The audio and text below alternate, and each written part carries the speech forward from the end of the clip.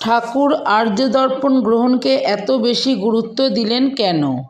তিনি কোথাও এমন জোর দিয়ে বলেননি, তোমরা আমার তান্ত্রিক গুরু বা জ্ঞানীগুরু বা যোগীগুরু বা প্রেমিক গুরু অবশ্যই কিনবে এবং পড়বে। ঠাকুর জানেন তার সম্মুখে হাজারজন পচা ধসা গলা সন্তান।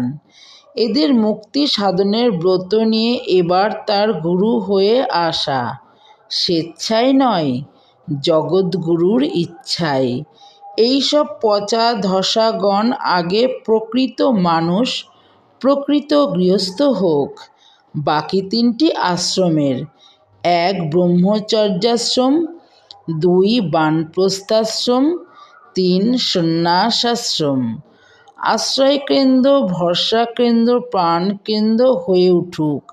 তারপর হোক তন্ত্র, জ্ঞান, যোগ, প্রেম, ভক্তি, শিক্ষা। জয় গুরু, জয় গুরু, জয় গুরু।